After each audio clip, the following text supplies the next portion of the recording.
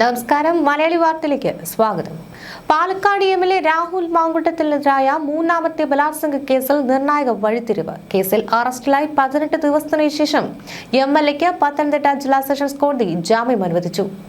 ശക്തമായ നിയമവാദങ്ങളും നിർണായക രേഖകളും കോടതി പരിഗണിച്ചതോടെ കേസിന്റെ ഗതി മാറ്റുന്ന വിധത്തിലാണ് ഇന്നത്തെ കോടതി ഉത്തരവ് പുറത്തുവന്നത്.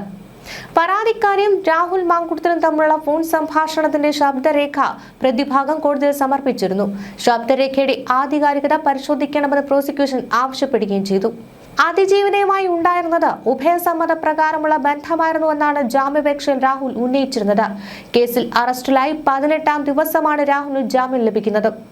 നടപടിക്രമങ്ങൾ പൂർത്തിയാക്കി രാഹുൽ ഇന്ന് തന്നെ പുറത്തിറങ്ങിയേക്കും. പരാതിയിൽ പറയുന്ന പല കാര്യങ്ങളും വ്യാജമാണെന്ന് പ്രതിഭാഗം കോടതി അറിയിച്ചിരുന്നു. ക്രൂരമായി പീഡനത്തിനിരയാക്കിയെന്നും ഭീഷണിപ്പെടുത്തിയുമെന്നുമായിരുന്നു പരാതിക്കാരി ഉന്നയിച്ചിരുന്നത്. നേരത്തെ തിരുവല്ല മജിസ്ട്രേറ്റ് കോടതി ജാമ്യം നിഷേധിച്ചു. തുടർന്ന് പത്തനംതിട്ട സെഷൻസ് കോടതിയിൽ ജാമ്യാപേക്ഷ നൽകുകയായിരുന്നു. 2 തവണയാണ് ജാമ്യാപേക്ഷയിൽ വാദം നടന്നത്. അന്വേഷണം പൂർത്തിയായിട്ടില്ലെന്നും ചോദ്യം ചെയ്യലുമായി രാഹുൽ സഹകരിക്കുന്നില്ലെന്നും പ്രോസിക്യൂഷൻ കോടതി ധരിപ്പിച്ചിരുന്നു. രാഹുലിന്റെയും അതിജീവിതയുടെയും ശബ്ദ സന്ദേശം അടക്കമുള്ള തെളിവുകൾ കോടതി കഴിഞ്ഞ ദിവസം പരിശോധനയ്ക്ക് വിധേയമാക്കി. ആദ്യ കേസായാണ് ഇന്ന് കോടതി കേസ് പരിഗണിച്ചത്.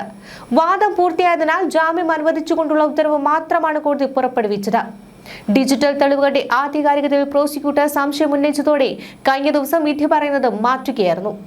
ഉഭയസമ്മത പ്രകാരമുള്ള ലൈംഗിക ബന്ധമാണ് പരാതിക്കാരിയുമായി ഉണ്ടായിരുന്നതെന്നാണ് പ്രതിഭാഗം വാദിച്ചത്. അറസ്റ്റ് സുപ്രീം കോടതി നടപടികൾക്ക് വിരുദ്ധമാണെന്നും രാഹുലിനെതിരായ 2ാമത്തെ പരാതിയിൽ രാഷ്ട്രീയ ലക്ഷ്യമുണ്ടെന്നും കേസിൽ SITക്ക് മുന്നോട്ടു പോകുവാൻ സാധിച്ചിട്ടില്ലെന്നും രാഹുലിന്റെ അഭിഭാഷകൻ വാദിച്ചു.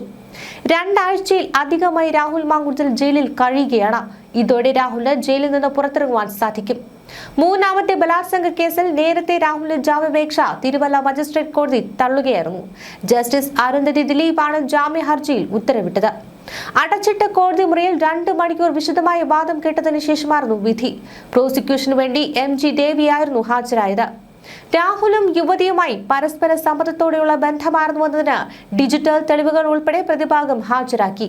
എന്നാൽ പ്രോസിക്യൂഷന്റെ വാദം അംഗീകരിച്ചുകൊണ്ട് ജാമ്യം നിഷേധിക്കുകയായിരുന്നു. പ്രതി സ്ഥിരം കുറ്റക്കാരനാണെന്നും കൂടുതൽ പരാതികൾ രാഹുലിനെതിരെ വരുന്നുണ്ട് എന്നുമാണ് പ്രോസിക്യൂഷൻ കോടതിയിൽ പറഞ്ഞത്. അതേസമയം രാഹുൽ മാങ്കുട്ടത്തിനെതിരായ ആദ്യ ബലാത്സംഗ കേസിലെ മുൻകൂർ ജാമ്യാപേക്ഷ ഹൈക്കോടതി ഇന്ന് വീണ്ടും പരിഗണിക്കും. ജസ്റ്റിസ് കൗസർ എടപ്പകത്തിന്റെ ബെഞ്ചാണ് രാഹുലിന്റെ ഹർജിയിൽ വാദം കേൾക്കുന്നത്.